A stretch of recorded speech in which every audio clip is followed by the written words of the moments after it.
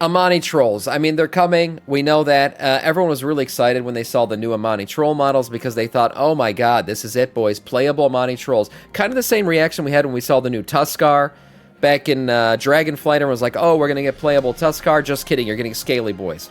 It's like Amani Trolls. Oh, we're getting new playable Amani Trolls. No, you're going to get Haranir. Oh, the new Ethereal models. We're going to get playable Ethereals. No. You're going to get a new transmog that makes you look like an ethereal. So kind of underwhelming lately. And recently I saw a new achievement that would give you Amani Troll customizations for your Darkspear Trolls. So to me, when I read that, I was like, oh, we're going to get a new body type. We're going to get the Amani Troll body type and which will essentially give you playable Amani Trolls. Well, I might have to take that back. Okay, I might have to take that back. Maybe I was wrong, but there are a lot of customizations coming. There's still hints out there that Amani Trolls could, in fact, be playable eventually. Let's see what this video is from Mr. GM on all of the crazy customization options coming for Amani Trolls. Hello there and welcome back to another video. Today we're going to talk about the Amani Trolls. Yes, the Amani Trolls are coming in Midnight, but not as a playable race. They are coming as simply an NPC race that we're going to interact with. There's honestly a thing about, like, I just don't get what corporations do or why they do things. I think this was such an easy win for them. Like, I feel like this would have generated a lot of excitement. Now, Haranir, I know there are people out there excited for them, okay? But yeah, there's those, avatar lovers, they want to be like the Na'vi running around Pandora, so there you go, you get to be a Haranir. But the thing about Amani Trolls is they go back way back in Warcraft history. I mean, we're talking about the Troll Wars, all kinds of shit happening, the wars with the elves and everything. There's so much history there. People have wanted to be Amani Trolls for a long time.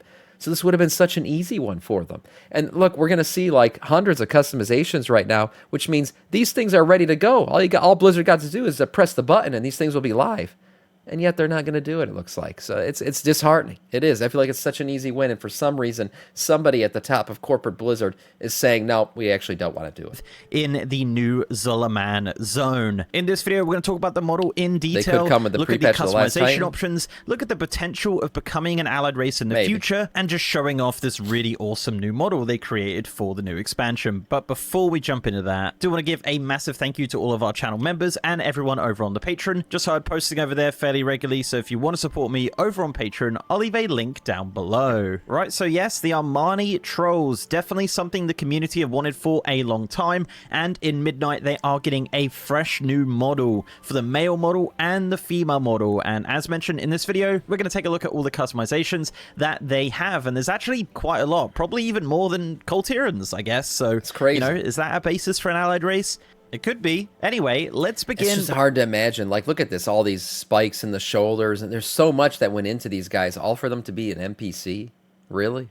By just taking a look at the models. Let's start with the male model. So the male model, the Amani Troll male model, is based off of the Darkspear Troll male model. As you can see in this comparison, they are obviously very similar. Yeah, they have the same little hover thing. What makes this important and why this is important is the number one thing about an allied race or any playable race is the difficulty of overlaying armor on the skeletons, right? That's what Blizzard has to do. Everything retroactively needs to fit on the new race for it to be a playable race.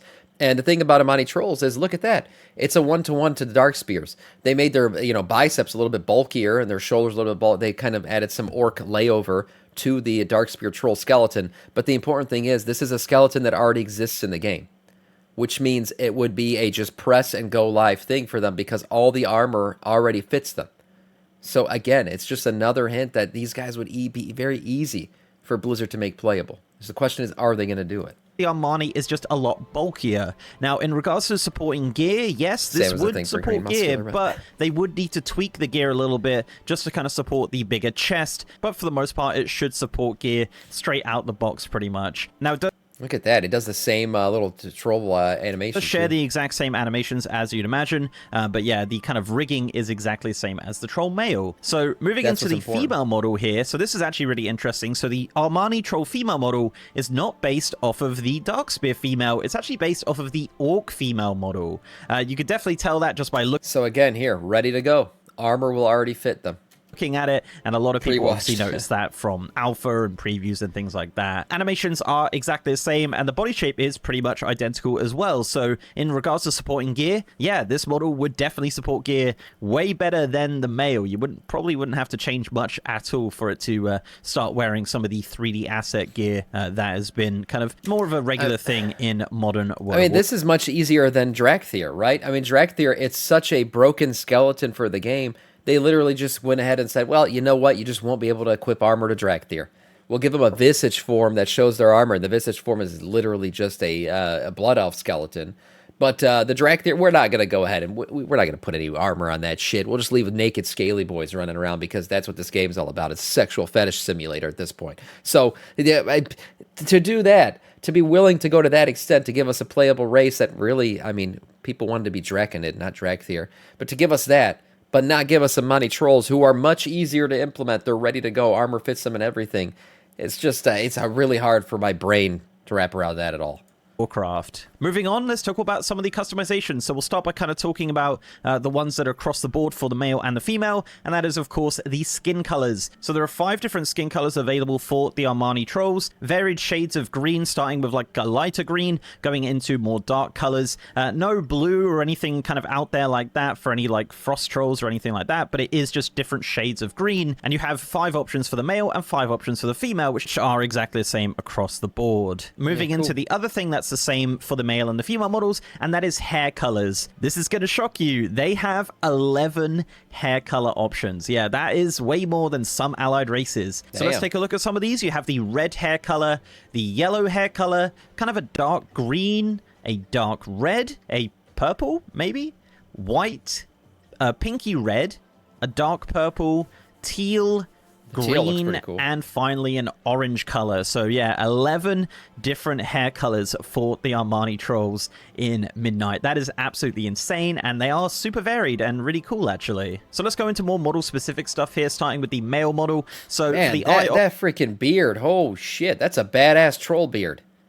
See, that's one thing that trolls have always lacked is a good beard. These guys, man, they got it. Look at that. Model. So for the eye options, there is just one eye option, which is this one right here. For hairstyles, there's actually 3 options. So you have bald, you have a mohawk, and then you have a slightly larger mohawk. There is also this option to have these 2 ponytails coming from the back over to the front of the model, past the neck, and down in front of the chest, which do attach to the mohawk or can be there by themselves. And I'm sorry to say, but yes, there is a beard option. Sorry, Darkspear Trolls, but yeah, there is a beard option for the Amani Trolls. There's also 2 variants of tusk sizes. You have a smaller tusk going into a larger tusk, and you also have some additional customizations, like having bones through your skin as one of the options. And that's a really cool color combo on this one right here. That's a nice, damn, that's a badass looking troll. Options, and having piercings on the face, which actually looks really cool. Now moving on into the female model, they do have 1 eye option similar to the males, and they have 3 hairstyles. They have bald, a small mohawk, and then a larger mohawk similar to the males. They also do have a bound ponytail that does come up from the back over to the front that can obviously attach to the hairstyles, or could just be there by itself if it wants. That's just kind of one of the options that you can have. For the tusks, similar to the males, they do have 2 options. They have a smaller tusk and a larger tusk, and they also do have the option to have the bones through their skin as a customization option, and piercings, which are only on the ears, unfortunately, not on the face, similar to the males. So yeah, that's it. That's all of the customizations for the Amani Trolls. There are actually quite a few here. Does that mean they're going to be playable? I heard they are not. It does not mean they're going to be playable, guaranteed. What it does mean is they are ready to be playable. So for whatever reason, if Blizzard has decided to make them playable later on, or maybe it's going to be like an end of expansion or start of the next expansion thing, like kind of like the Haranir were, they're ready to go. Like all the options are there. Blizzard put the work in to make them playable. They just haven't let us do it yet. That's what all this means. Now, is there enough for an allied race? Potentially, definitely potentially. I think they would probably have to add more things like different eye options, maybe some more hairstyles and things like that. But for the most part, the customization on this model is pretty deep, and a lot of people are very excited about it. Now, I'll be remiss to talk about what we actually are getting in Midnight. So as of Alpha, we do actually have some Amani Troll customization options for the Darkspear Trolls. Yeah. This includes some... Okay, this is what I assumed was going to give us another body type, wrongfully so. Okay, it wasn't on purpose. I wasn't trying to clickbait people. I honestly thought that we were going to get a second body type. That was all they were to the Dark Spirit Trolls, and we're like, okay, playable Amani Trolls, kind of like what we got with High Elves, right? Where nobody actually got the High Elf race, but Blizzard just said, well, we'll give the customizations to the Blood Elves and the Void Elves, and you can make a High Elf. And even though it's not called a High Elf, everybody will recognize it as such. So here we go. This is actually what we're going to get by doing the achievement quest, which is basically doing the Amani Troll campaign quests and all that other shit.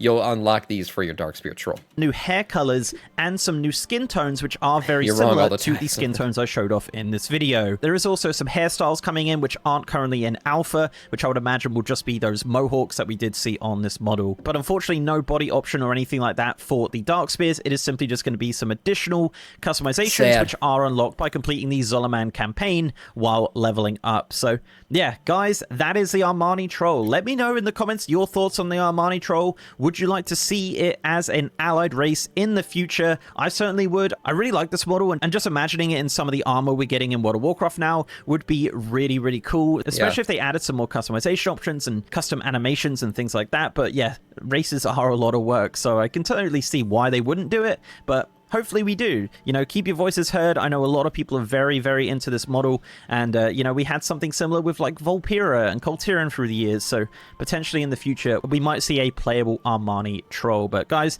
thank you very much for watching. Don't forget to leave a like on this video if you liked it, and subscribe to the channel if you haven't already. If you want to support the channel outside of YouTube, I'm also on Patreon, and I'm on Twitter at Mr. GMYT, and I have a partner Discord channel as well, and I'm also streaming on twitch.tv/MrGM. If you want to see me stream Midnight Alpha, patch 11.2 7 PTR, housing, any sort of WoW, over on twitch.tv/MrGM. And with that, guys, I'll see you next time. There's another thing about playable Amani Trolls that somebody commented in one of my videos and said before, and it kind of like, you know, sparked some, I don't know, thoughts in my head. His whole comment was, Blizzard has a goal to make every skeleton in the game available to both sides. Right, so when we saw the Haran era coming in, or actually it had really happened with the Nightborn, that the Horde got the Night Elf skeleton, and then we saw the Void Elves, where the Alliance got the Blood Elf skeleton. Recently, we've also seen, who else did we recently get? That was a crossover skeleton. Oh, the Dwarves, the Earthen. Right, the Earthen gave the Horde the ability to make things on the Dwarf skeleton. Also the Volpira, well, actually, they're the Goblin skeleton. But you get what I'm saying. That basically there's a lot of crossover here where Blizzard is giving the same skeleton to both sides. Right now, the Amani Trolls are based off the Troll skeleton and the female Orc skeleton, which the Alliance don't have. So does that mean if the Amani Trolls came in, would they be a neutral faction that could be made by the Horde or the Alliance, or would they simply be a Horde one? And if they're a Horde one, what are they giving to the Alliance? Because they're not just going to give a race to one side without giving to the other. Now, we know the Amani Trolls have a checkered past with the Horde, right? They were very much on their side, and then the Blood Elves going over to the Horde really didn't sit well with them after all the wars that occurred between the two. So who knows what side they would end up on. If I had to guess, I would say they're just going to follow the same path they have lately and just make it a neutral race that you can pick which side you're on. But we'll see. I don't know. Do they give the Amani Trolls to the Horde and Ethereals to the Alliance? Who knows? Who knows? But that whole skeleton play where they're putting both sides getting the same skeletons, I thought it was an interesting thought, and maybe a reason why the Alliance could get the Amani Trolls. But for now, that is all. Nice video from Mr. GM.